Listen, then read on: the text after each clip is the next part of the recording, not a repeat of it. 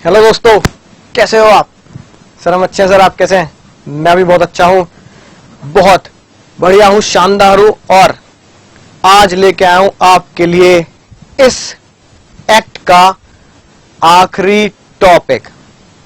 बहुत ही मजेदार, बहुत ही शानदार, बहुत ही जानदार और एग्जाम के लिए बहुत इंपॉर्टेंट।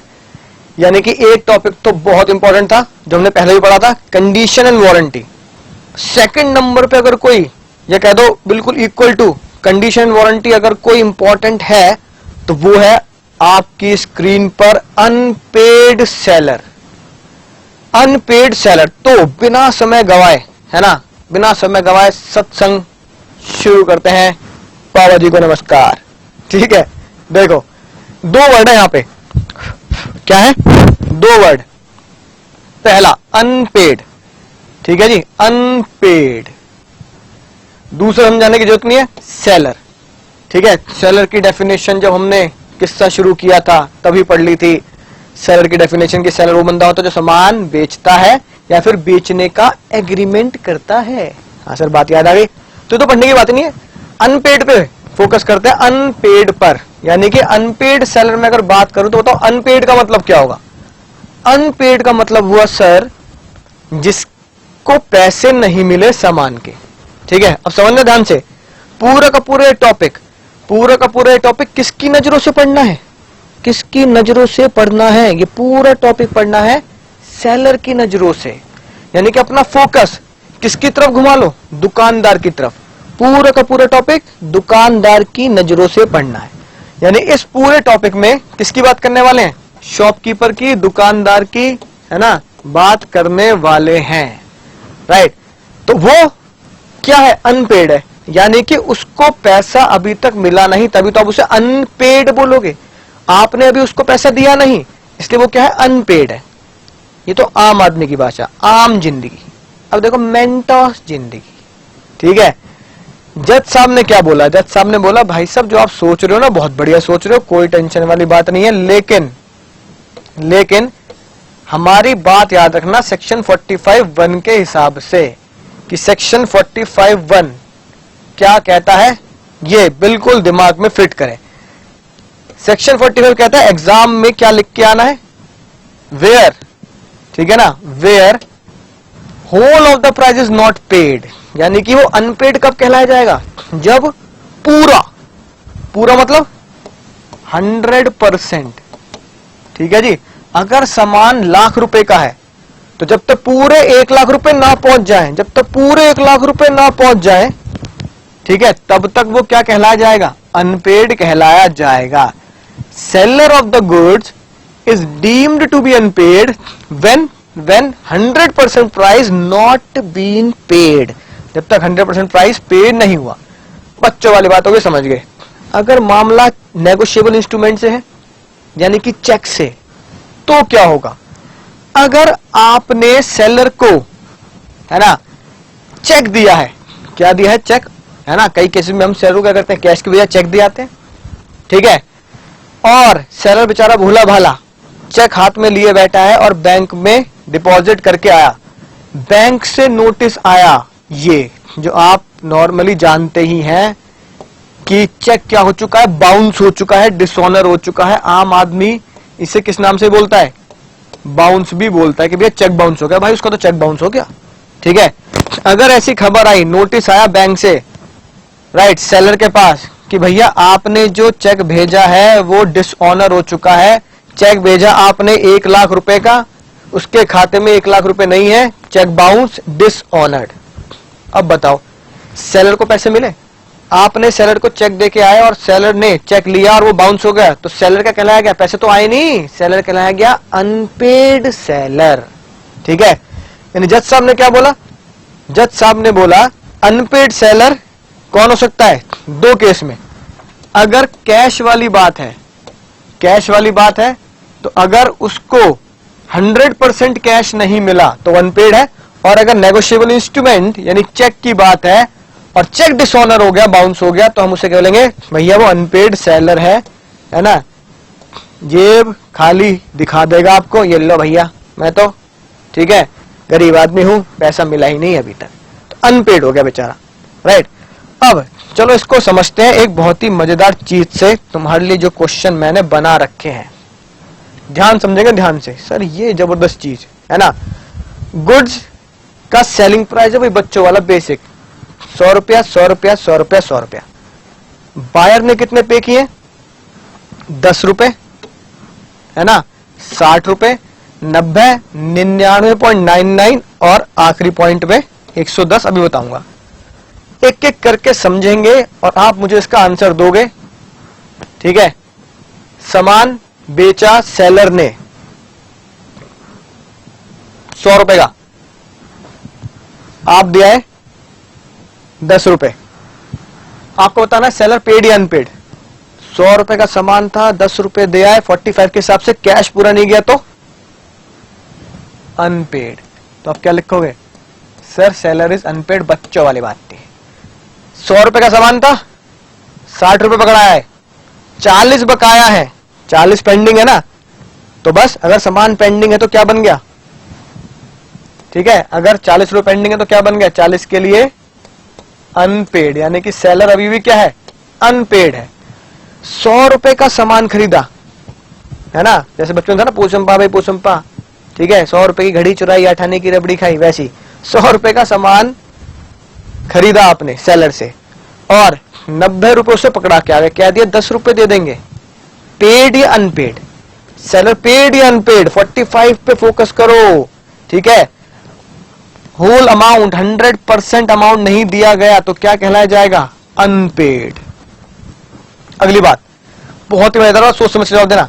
100 रुपए का सामान बेचा, आप सेलर को कितने दे के आ रहे हो, 99.99, एक पैसा बकाया रह गया, ठीक है।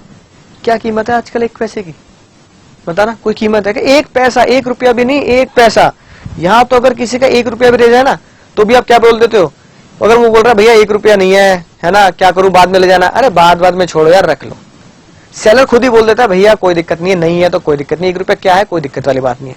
लेकिन प्रैक्टिकली अगर आप 1 रुपया छोड़ रहे हैं वो मैटर नहीं करता, हम तो कानून पढ़ रहे हैं, कानून क्या कहता है वो मैटर करता है।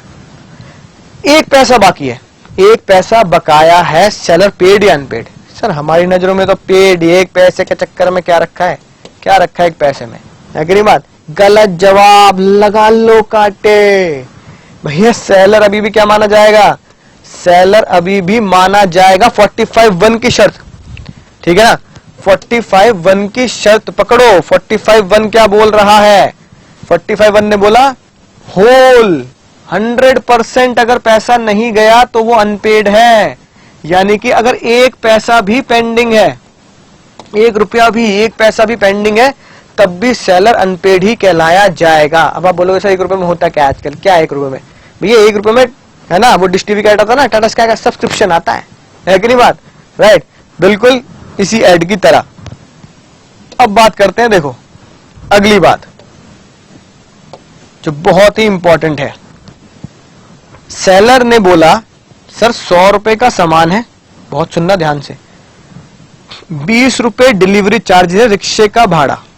क्या बोला सेलर ने, 100 रुपए का सामान है सर, 20 रुपए रिक्शे का भाड़ा है। अब आपको डिसाइड करना है कि वो पेड है या अनपेड है। सेलर को देके आ गए आप 110 रुपए, टोटल पैसा कितना देना था, टोटल पैसा उसे हमें 120 रुपए देना था, रिक्शे का भाड़ा और गुड्स का पैसा। आपने कहा भाई 120 बनते हैं तेरे, ये ले पकड़ 110 रुपए, 10 रुपए बाद में दे दूंगा। सबसे बड़ा सवाल, ठीक है, सेलर पेड है या सेलर अनपेड है, सोच समझ के घुटनों पे स्ट्रेस देके बताओ भैया पेड हुआ या अनपेड हुआ, बोलो जल्दी। सर अनपेड ही है सर, कितने रुपए थे भाई, यार ये भी पूछने वाली बात है। 120 रुपए टोटल पैसा, बिल में पे कितने किए, 110 रुपए, कितने पेंडिंग है, 10 रुपए पेंडिंग है, तो आप क्या बोलोगे भैया 10 रुपए still pending, it is unpaid, right. I hope बात आपको बहुत अच्छे समझ में आ चुकी है कि पेड सेलर और अनपेड सेलर की डेफिनेशन को कैसे ध्यान रखना है। तो हमें पेड सेलर नहीं पढ़ना, हमें अनपेड सेलर पढ़ना है। अगर इसका रिवर्स कर दें, अगर आपने 100% पैसा दे दिया तो क्या बन जाएगा? पेड। आपका चेक क्लियर हो गया तो क्या बन गया? पेड। लेकिन हमें पेड के बारे में लिख के नहीं आना। कई बार बच्चे ये गलती करते हैं एग्जाम में, वो पेड की नजरों से लिख के आते हैं, seller is paid, now seller is paid. ना, हमें क्या लिखना है? सेलर इज अनपेड या सेलर इज, है ना, नॉट अनपेड, राइट। तो अनपेड की नजरों से बात करनी है और ये क्वेश्चन अब आप समझ चुके हैं। और आखिरी क्वेश्चन पे लगाएंगे काटा, लगा लो काटे। सर ये क्या क्या कह दिया है? सर ये क्या कह दिया? दिमाग ही घुमा दिया। नालायकों, पढ़ क्या रहे हो? सिंपल कॉन्सेप्ट, बिना टेंशन के पढ़ क्या रहे हो? Sales of goods act. बात किसकी चलेगी? गुड्स की चलेगी। पैसा किसका चलेगा? गुड्स का चलेगा। यहां गुड्स का पैसा कितना है? 100। कितने पैसे हैं गुड्स के? 100। आपने कितने पे कर दिए? 110। ठीक है, यानी कि गुड्स के कितने चाहिए थे? 100। आ कितने गए सेलर के पास? 110। तो जज साहब ने पता क्या बोला? अगर गुड्स का पूरा पैसा कवर होता है तो sales of goods act goods के पैसे पर लगाया जाता है। Sales of good act expenses को कवर नहीं करता। अगर आपके एक्सपेंसेस, किराया, भाड़ा, रिक्शे का रह जाता है तो सेल्स ऑफ गुड एट में वो कवर नहीं होगा, because sales of good act is for goods, not for the expense of goods. समझ में ना बात? तो इस तरीके से बात को याद रखिए। देखो लॉ में लिखा क्या है, ठीक है, ध्यान से देखेंगे। देखो लॉ में क्या लिखा है, ध्यान से देखेंगे भाइयों और बहनों। देखो ये लिखी बात, इसलिए मैंने हेडिंग भी क्या दे रखी है? राज की बात बताएं। राज की बात, इसलिए राज की बात है, चांद तारे लगाएंगे इस राज की बात पर। ठीक है जी। अब देखो सेलर क्या है? Seller shall be called as unpaid seller even if only the small portion price remain to be paid. Small portion, बहुत ही कम पोर्शन बचा है तब भी वो अनपेड ही कहलाया जाएगा। क्या स्मॉल पोर्शन की डेफिनेशन दी? क्या स्मॉल पोर्शन की परसेंटेज बताई? जैसे पहले मैंने आपसे कहा मोहब्बत होनी चाहिए, मोहब्बत की परसेंटेज बताई क्या? मैं तुमसे, है ना, 100% मोहब्बत करता हूं, राइट। टोनी स्टार्क की तरह लव यू 3000, है ना। It's not like love you 3000, right. अगर आप प्यार मोहब्बत की डेफिनेशन दे रहे हैं तो उसमें कोई वेरिएशन या परसेंटेज नहीं होती। सेम बात यहां है, सेम बात यहां है। अगर आप लिख रहे हैं कि स्मॉल पोर्शन भी अनपेड है तो स्मॉल पोर्शन की कोई लिमिट नहीं है, और लिमिट नहीं है तो स्मॉल पोर्शन 1 रुपया भी हो सकता है और मात्र 1 पैसा भी हो सकता है। यानी कि अगर सेलर का 1 पैसा भी पेंडिंग है तो भी वो अनपेड कहलाया जाएगा। ऐसा पता आजकल कब होता है? जब आप पेट्रोल या डीजल डलवाते हो अपनी कार में और पेटीएम के इनके थ्रू पेमेंट करते हो, तो पता लगा आपने बोला 20 लीटर डाल दे और वो प्राइस चल रहा है मान लो 80 रुपीज 10 पैसा, तो 20 लीटर में वो बैठे है कि नहीं बात, मान लो 2000 रुपए कुछ पैसा, तो कुछ पैसा भी आपको पेमेंट करना पड़ता है कि नहीं बात, राइट। तो अगर सेलर आपको ये बोल सकता है भैया मान लो 20 पैसा की पेमेंट नहीं करी तो मैं अनपेड ही हूं, तो 20 पैसे के चक्कर में वो अनपेड, 1 पैसे के चक्कर में भी वो अनपेड माना जाएगा कानून की नजरों में। समझ में बात? देखो अगली बात है ना, डेंजर बनाएंगे जिस पे आप फंस चुके थे। Sales of good act is for non payment of price. किसके ऊपर लागू होता है? Price of goods and not for the other expenses, यानी कि खर्चों पर, अदर एक्सपेंस पर। जैसे फॉर एग्जांपल मैंने बोला ट्रांसपोर्टेशन कॉस्ट पर नहीं लगता। That seller is termed as unpaid seller, यानी कि अगर गुड्स के प्राइस पर, है ना, गुड्स के प्राइस पर ही एक्ट लगेगा, गुड्स का प्राइस नहीं आया, 1 पैसा भी नहीं आया तो अनपेड है, राइट। और अगर 10 रुपए रिक्शे के भाड़े वाड़े के नहीं आए तो फिर वो अनपेड की कैटेगरी में नहीं आएगा। सेक्शन 45 ने ये जबरदस्त बात कह दी, राइट। अगली बात देखो, है ना, अगली बात देखते हैं, बहुत ध्यान से सुनना।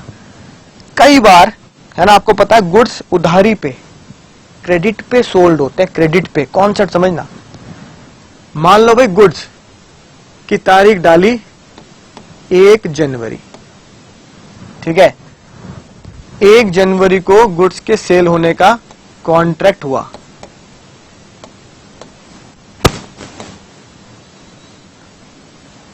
समझ में ना बात? कॉन्ट्रैक्ट में लिखा गया गुड्स बेचा जाएगा क्रेडिट पर, और आपने कहा भाई उधारी पे करूंगा पूरे 1 महीने के बाद 1 फेब को, ठीक है, यानी कि उधारी का पीरियड कितना हुआ? 1 मंथ क्रेडिट। आपने गुड्स भिजवा दिया, गुड्स के बारे में सोचा, तुम्हें पैसे के बारे में बात करनी है, क्रेडिट हो गया। अब ये जो 1 महीना है, सोच समझ के बताओगे आप मुझे, ये जो 1 महीना है 1 जनवरी से 1 फरवरी तक सेलर यहां पेड है या सेलर यहां अनपेड है? सोचकर समझकर बहुत शानदार तरीके से जवाब दें। सेलर इज पेड और सेलर इज अनपेड। बताओ, टेक योर ओन टाइम। 1 महीने की उधारी है, तो उधारी के बीच में आप उसे पेड मान लोगे अनपेड? चलो एक बात सिंपल सी करते हैं, पेड तो है ही नहीं, पेड तो है ही नहीं ना, क्यों? पैसा कहां आया? पेड कब होगा? आम आदमी की भाषा में सोच लो, बिल्कुल कोई टेंशन नहीं, लॉ में कैसे बोलना है, सिंपल बताओ, पेड कब होगा? ठीक है, पेड तो जब ही होगा जब पैसा आ जाएगा, ठीक है ना। अगर मैं तुम्हें पढ़ा रहा हूं एक नॉर्मल सी जेन्युइन सी बात, तो मैं पेड कब माना जाऊंगा? जब आप मुझे फीस दे दोगे, तभी तो पेड होऊंगा मैं, फीस पेड हो गई सर, राइट। ऐसी सेलर ने जब सामान बेचा तो पेड कब होगा? जब पैसा आ जाएगा। तो इसका मतलब भैया पेड तो वो है नहीं, ठीक है, ये बात तो कट गई। तो फिर क्या बचा? अनपेड, क्योंकि पैसा आया ही नहीं, और पैसा आया ही नहीं तो वो क्या बन गया? अनपेड बन गया। सिंपल सी बात, सिंपल सा लॉजिक, ठीक है। यानी कि क्रेडिट पीरियड के टाइम पे, 1 महीने के टाइम पे वो सेलर पैसा नहीं मिल पाया है सेलर को, तो इसलिए seller is unpaid seller, that's it. लगा लो काटे। ये क्या हो गया सर? दिमाग चकरा गया, ये क्या हो गया? सुनो ध्यान से, यही कॉन्सेप्ट है, बहुत जबरदस्त, बहुत ध्यान से सुनना। एक बात बताओ, फिर से एक बार चेक करो कि सेलर अनपेड कब कहलाया जाता है? सेक्शन 45(1) के हिसाब से अनपेड कब कहलाया जाता है? 2 शर्तों में वो अनपेड कहलाया जाता है, या तो 100% पेमेंट नहीं मिली, ठीक है जी बात, या फिर चेक क्या हो गया? चेक बाउंस हो गया या चेक डिसऑनर हो गया। तो इन्हीं 2 शर्तों में वो क्या कहलाया गया? अनपेड कहलाया गया। कोई टेंशन वाली बात नहीं है। अब ये दोनों बातें कि पेमेंट नहीं आई और चेक मेरा बाउंस हो गया, दोनों बातें होंगी कब? जब पेमेंट ड्यू हो जाए। सुनो ध्यान से, जब पेमेंट ड्यू हो जाए, यानी कि पेमेंट जो है 100% पेमेंट जो है, इसकी बात ही कब करेंगे? जब पेमेंट ड्यू होगी। पेमेंट ड्यू कब होगी भैया? ड्यू तो तुम्हें बहुत अच्छी तरह से पता है, अकाउंट्स पढ़ते हो। पेमेंट ड्यू कब है? यानी पेमेंट मिलने का अधिकार कब है? अधिकार कब जागा पेमेंट मिलने का? पेमेंट मिलने का अधिकार जागेगा 1 फरवरी को। यहां जाके पेमेंट ड्यू होगी। आप पेमेंट की डिमांड ही कब करेंगे? 1 जनवरी को। चेक भी कब जागेगा? यानी चेक भी कब बनेगा? 1 जनवरी को। भैया 1 जनवरी आ जाए तब बात करेंगे ना पैसे की, ठीक है।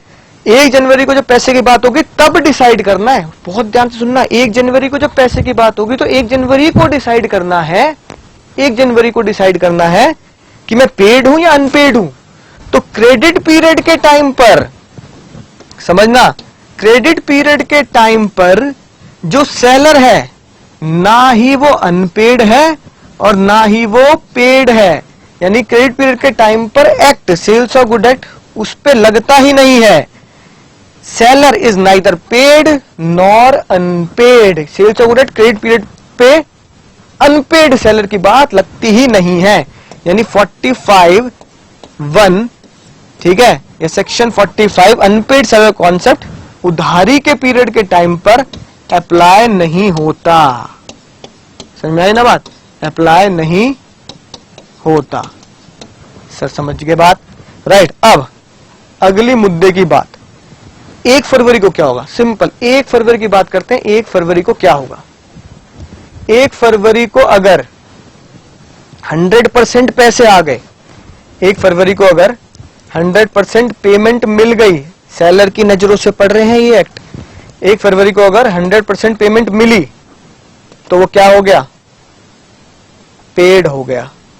और अगर 1 फरवरी को 1 रुपया भी, 1 पैसा भी, ठीक है ना, या 1 रुपया भी पेंडिंग है, ठीक है जी, 1 फरवरी को अगर 1 रुपया भी पेंडिंग है तो वो क्या कहलाया जाएगा? तो वो अनपेड कहलाया जाएगा। या फिर 1 फरवरी को चेक मिला और 1 फरवरी को मिला हुआ चेक क्या हो गया? डिसऑनर हो गया या बाउंस हो गया, तब वो क्या कहलाया जाएगा? तब वो अनपेड कहलाया जाएगा। इसका कहने का मतलब क्या है कि अनपेड सेलर है या सेलर अनपेड नहीं है, इसका फैसला क्रेडिट पीरियड के दौरान नहीं होता। क्रेडिट पीरियड के दौरान नहीं होता, इसका फैसला होता है उस डेट पर जब पेमेंट ड्यू होती है। आइए, बात समझ में आ चुकी होगी, ठीक है, और बहुत बढ़िया तरीके से तुम इस बात को अब समझ चुके हो। अब अगर मैं तुमसे बोलूं, क्या कभी ऐसा हो सकता है किसी भी, ठीक है ना, वर्स्ट टू वर्स्ट सिनेरियो में क्या कभी ऐसा हो सकता है जब आप ये बोल दो कि सर इस क्रेडिट पीरियड के दौरान भी, इस क्रेडिट पीरियड के दौरान भी सेलर क्या हो जाए? अनपेड हो जाए। खतरनाक बात है, इस क्रेडिट पीरियड के दौरान सेलर अनपेड हो जाए, ऐसा हो सकता है क्या? अभी हमने क्या पढ़ा? सर ऐसा तो पॉसिबल ही नहीं है, क्योंकि क्रेडिट पीरियड के दौरान तो सेक्शन 45 लगता ही नहीं है। एक केस ऐसा है, बस एक केस, सुनना ध्यान से, आपका जो पढ़ा है वो बिल्कुल क्लियर है। ऐसे ही सिर्फ एक ही केस ऐसा है, एक केस, जिस केस के आने पर क्रेडिट पीरियड के दौरान भी सेलर क्या कहलाया जाएगा? अनपेड कहलाया जाएगा। सोचो, दिमाग लगाओ, सर वो केस क्या हो सकता है कि क्रेडिट पीरियड के दौरान ये सिचुएशन आ जाए कि पैसे मिलने वाले नहीं हैं, ये सिचुएशन आ जाए। पता क्या हो सकता है? नलायको, शिवाजी द बॉस, समझे? पैसा देने वाला बायर क्या हो जाए? इंसॉल्वेंट हो जाए। ऐसा कब हो सकता है कि सेलर, ठीक है, क्वेश्चन समझे मेरा, क्या क्रेडिट पीरियड के दौरान सेलर अनपेड हो सकता है? आप बोलोगे यस, बहुत ही बड़ी बात है ये, बहुत ज्यादा बड़ी बात है, डेंजर बना रहा हूं इसलिए तुम्हारे लिए, बहुत ज्यादा बड़ी बात है ये। क्रेडिट पीरियड के दौरान भी, क्रेडिट पीरियड के दौरान भी सेलर अनपेड हो सकता है अगर बायर, हो सकता है अगर बायर, इफ बायर, ठीक है ना, क्या हो जाए? इंसॉल्वेंट हो जाए। समझ में आई ना बात? अगर भैया बायर इंसॉल्वेंट हो गया, याद आई शिवाजी द बॉस, बायर अगर इंसॉल्वेंट हो गया, ठीक है ना, जनवरी में ही अगर बायर इंसॉल्वेंट हो गया, उसके सारे गुड्स, उसका सारा सामान किसके पास चला जाता है? ऑफिशियल रिसीवर यानी कोर्ट के पास चला जाता है, कोर्ट के पास चला जाता है ना। अब उसका सामान इंसॉल्वेंट होते ही कोर्ट के पास चला जाएगा, तो 1 फरवरी को तो उसे पैसे मिलने ही नहीं है सेलर को, 1 फरवरी को तो सेलर को पैसे मिलने ही नहीं है, क्योंकि इंसॉल्वेंट होते ही सारा सामान, सर आपकी रोलेक्स की घड़ी भी है ना, हमारी है, प्रॉपर्टी में आती है, तो इसे भी उतार दो, याद आ गई ना बात? तो जब उसका सारा का सारा सामान कोर्ट ले जाएगा, ऑफिशियल असाइनी ले जाएगा, तो फिर सेलर को पता है पैसा मिलना ही नहीं है, इंसॉल्वेंट हो गया बेचारा, दिवालिया हो गया, तो सेलर को क्या कह दिया जाएगा? अनपेड सेलर कह दिया जाएगा। यानी क्या राज की बात लिखेंगे? लिखो राज की बात, हिंदी में लिखना, हेडिंग डालो राज की बात, और मैं बोल रहा हूं क्रेडिट पीरियड के दौरान, लिखो साथ साथ, क्रेडिट पीरियड के दौरान सेलर, ठीक है, पेड या अनपेड नहीं होता। समझ में आई बात? लेकिन क्रेडिट पीरियड के दौरान बायर इंसॉल्वेंट हो गया, क्रेडिट पीरियड के दौरान बायर इंसॉल्वेंट हो गया, तो सेलर अनपेड माना जाएगा। ठीक है जी। अब देखो यही बात देखो ये लिखी, बहुत ध्यान समझना, ठीक है, बिना टेंशन के आराम आराम से पढ़ेंगे क्योंकि ये बहुत ज्यादा खास बात है। ठीक है, क्या लिखा है? Where the goods have been sold, where the goods have been sold on credit. कितनी उधारी दी हमने अपने एग्जाम्पल में? 1 महीने की। Seller can not be called unpaid. सुनना ध्यान से, सेलर को अनपेड कहेंगे ही नहीं क्योंकि मुद्दा तो अनपेड का है, बल्कि मैंने आपको कुछ एक्स्ट्रा बताया कि वो अनपेड भी नहीं है और वो पेड तो है ही नहीं क्योंकि पैसा मिला ही नहीं। क्रेडिट पीरियड के दौरान ना ही वो पेड है ना ही वो अनपेड है, यानी सेलर को अनपेड कहेंगे ही नहीं। During the credit period, credit period के दौरान सेलर को अनपेड बोलना ही नहीं है, यानी कि ये सेक्शन सेलर के ऊपर लगेगा ही नहीं। अनलेस बायर बिकम इंसॉल्वेंट, जब तक कि बायर इंसॉल्वेंट ना हो जाए, यानी कि क्रेडिट पीरियड के दौरान अगर बायर इंसॉल्वेंट हो गया, ये तो लिखवाया आपको हिंदी में राज की बात, अगर क्रेडिट पीरियड के दौरान बायर इंसॉल्वेंट हो गया तो फिर सेलर को अनपेड माना जाएगा, राइट। और 1 फरवरी को क्या होगा? ठीक है, ये बात लगी। 1 फरवरी को होगा on expiry of credit period, यानी कि अब क्या आ चुकी है? अब 1 फेब आ चुकी है। अगर प्राइस अनपेड है, ये मैं पढ़ा चुका हूं, बताने वाली बात नहीं। 1 फरवरी को अगर प्राइस अनपेड है, 1 पैसा भी अनपेड है, then only seller will become unpaid seller, तभी आप सेलर को अनपेड सेलर बोलोगे। ठीक है, समझ में ना बात? और आज की बिल्कुल है ना, अगली रात की बात देखो। सेलर के पास पहुंचा मैं, ठीक है, 500 रुपए का सामान खरीदा, 500 रुपए का मात्र, बिल्कुल नया नया ताजा ताजा नोट। सेलर के पास पहुंचा, 500 रुपए का सामान था, ठीक है। मैंने सेलर को दिया, भैया ये अपने पैसे पकड़ लो, आपका मेरा हिसाब चुकता। अब सेलर कहने लगा, अरे सर आप ऐसी बात करो, पैसे रखो सर, पैसे आते रहेंगे, पैसे रखो, छोटी बात मत किया करो यार, 500 रुपए के लिए। अब आप है ना, आपने पढ़ा है, हमारे बच्चों को पढ़ा दिया सर आपने, ऐसी बात कर दी, ठीक है, अब अभी पैसे रखो। मैंने कहा भाई सामान खरीदा, पैसे लो। अरे पैसे आते रहेंगे छोटू, सर के लिए कॉफी लेके आया यार, ठीक है ना। मैंने कहा भैया कॉफी वगैरह सब ठीक है, पढ़ाई वढ़ाई सब ठीक है, बहुत बढ़िया बात है, सामान 500 का है, आप रख लो पैसे। पैसे सामने वाले पकड़ने के लिए तैयार नहीं, ठीक है ना, राइट। सर पैसे अभी नहीं ले रहा, आ जाएंगे। अरे रखो सर, पैसे आ जाएंगे, शनिवार है आज सर, शनिवार के दिन में पैसे नहीं पकड़ता। वही अंधविश्वास वाली बात पहले बताया, मैं पैसे नहीं पकड़ता। मैंने कहा अजीब बात है भाई, ठीक है, वैसे तो हमारे कहावत चलती है आईवी लक्ष्मी को मना नहीं करते, ये आईवी लक्ष्मी को मना कर रहे हैं। तो जज साहब को बहुत गुस्सा आया। जज साहब ने बोला जब इंडिया में आप पढ़ते हो आईवी लक्ष्मी को मना नहीं करते तो आप मना क्यों कर रहे हो? ठीक है, जज साहब ने पता क्या बोला, अगर बायर ने फुल पैसा टेंडर किया, फुल पैसा ऑफर किया, सर अपने पैसे ले लो, ठीक है ना, और सेलर ने रिफ्यूज कर दिए और पैसे मैंने वापस अपनी जेब में डाल दिए पैसे, ठीक है, वापस अपनी जेब में डाल दिए, सेलर को पैसे नहीं मिले, तो कायदे में तो सेलर अनपेड हुआ, क्योंकि पैसे सेलर को मिले ही नहीं तो सेलर अनपेड हो गया। जब सबने कहा ना मुन्ना ना, अब अनपेड नहीं है। क्यों? क्योंकि पैसा, ठीक है, आईवी लक्ष्मी को मना नहीं करते और तुमने आईवी लक्ष्मी को ठुकराया है, राइट। वेयर द, सुनना बहुत ध्यान से, where the full price has been tendered by the buyer, full price 100% price tender किया है बायर ने, and the seller refused, seller खुद साफ साफ मना कर रहा है, मैं नहीं पकड़ रहा पैसे, ठीक है ना। अब क्योंकि सेलर को ऑफर किया, सेलर ने खुद मना किया, now seller can not be called unpaid, अब वो अनपेड नहीं है, अब उसे अनपेड सेलर के जो राइट्स हैं, अब हम अगले लेक्चर में पढ़ेंगे, अनपेड सेलर के जो बेनिफिट्स होते हैं, अनपेड सेलर के जो राइट्स होते हैं, ठीक है, वो उसको नहीं मिलेंगे क्योंकि वो अनपेड नहीं रहा, ठीक है, बात समझ में आ गई ना। अब एक छोटी सी केस स्टडी है, राइट, उसे पढ़ते ही है ना बात आपके घुटनों तक पहुंच जाएगी।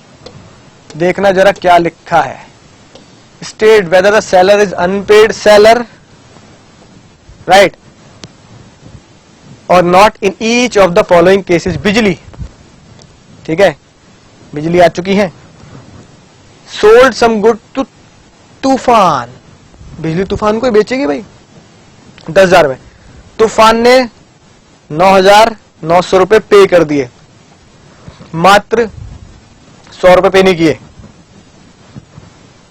बिजली पेड या अनपेड? बच्चों वाली बात है सर, ऐसी बात पूछ ली, इंसल्ट महसूस हो गई हमें। ठीक है, कोई बात नहीं, गुस्सा नहीं करते, ना मुन्ना, बिजली इज अनपेड, टेंशन है ही नहीं। अगला क्वेश्चन, बिजली ने बेचा सामान 10,000 का, चेक आया, पूरे 10,000 का चेक आया, चेक डिसऑनर हो गया। सर क्या बच्चों वाली बातें हैं सर, ये क्या बच्चों वाली बातें हैं, ठीक है, ना मुन्ना ना गुस्सा नहीं, है ना, अनपेड सेलर। अगला, बिजली सोल्ड सम गुड्स टू तूफान 10,000 रुपए, 1 महीने का क्रेडिट, यानी कि अपने जैसा ही एग्जाम्पल है, 1 मंथ अभी एक्सपायर नहीं हुए हैं, समझ ना बात, अभी 1 फरवरी नहीं आई है, तो बिजली अनपेड सेलर होगी? ना मुन्ना ना, Bijli is not an unpaid seller, not unpaid seller because credit period has not expired and the buyer has not yet become insolvent। सबसे डेंजर बात तो यही है, माइकल जैक्सन की तरह डेंजरस, ठीक है ना, चांद तारे 5 सितारे मैंने लगा दिए हैं कि क्वेश्चन साइलेंट है, तो हम क्या मान रहे हैं, buyer Shivaji the boss insolvent नहीं हुए हैं, ठीक है जी बात, सर समझ चुके हैं, राइट। तो ये बहुत ही मजेदार क्वेश्चन बनता है। अगला देखो, एक्स, अरे मतलब एक्स की जगह बिजली कर देंगे गलती से, है ना, छूट गया बड़े बड़े देशों में, बेटा छोटी छोटी बातें होती रहती हैं। एक्स सोल्ड सम गुड्स 10,000 रुपए के, क्रेडिट 1 महीने का, 1 मंथ एक्सपायर हो गए हैं और प्राइस अभी अनपेड है, यानी कि 1 फरवरी आ चुकी है लेकिन पैसा नहीं आया, ठीक है ना, वक्त आ गया लेकिन पैसा नहीं आया, तो क्या होगा, बिजली इज एन अनपेड सेलर, है ना, price remain unpaid after the expiry of credit period. तो ये दोनों क्वेश्चन, है ना, चांद तारे लगाएंगे, ठीक है, इसको जरूर रिवाइज करना है। अगला last and final, Bijli sold some goods for rupees, ठीक है, 10,000 for rupees 10,000 on a credit period of 1 month, Tufan become insolvent. ओ हो, क्या बात कह दी, इंसॉल्वेंट हो गए भैया, आपकी रूलेक्स की घड़ी भी प्रॉपर्टी में आती है, उतार दीजिए, right. Bijli is an unpaid seller because buyer has become insolvent, क्योंकि बायर क्या हो चुका है, इंसॉल्वेंट हो चुका है during the credit period. I hope ये बात मैं आपको बहुत अच्छे से विद एसआर के समझा चुका हूं, है ना।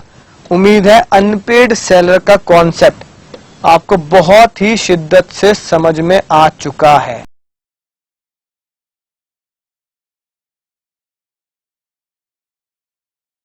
सेक्शन 45 के हिसाब से अगर कोई अनपेड सेलर है, ठीक है जी बात, यानी कि 2 बातें आप पढ़ चुके हैं, या तो उसे 100% मनी नहीं मिली, या फिर उसका चेक क्या हो चुका है, बाउंस हो चुका है, तो वो अनपेड सेलर है, तो उसके पास बायर के खिलाफ क्या राइट है, ठीक है।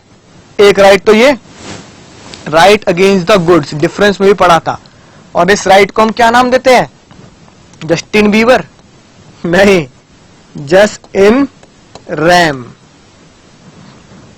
समझ में आ गई बात। और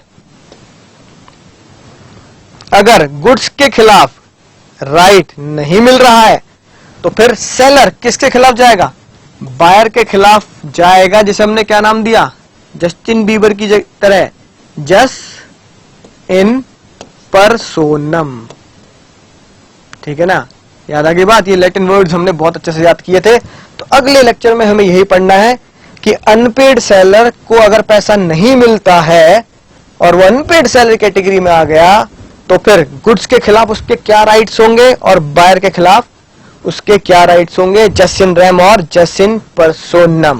तो चलिए मैं मिलता हूं अगले लेक्चर में, तब तक आपको बताइए, पढ़ते रहिए, सीखते रहिए, आगे बढ़ते रहिए, ताकि हम आसमान की ऊंचाई हो जितनी सक्सेस पा सके, राइट। तो तब तक बस एक ही काम करना है, दुआओं में याद रखना है, टन टन।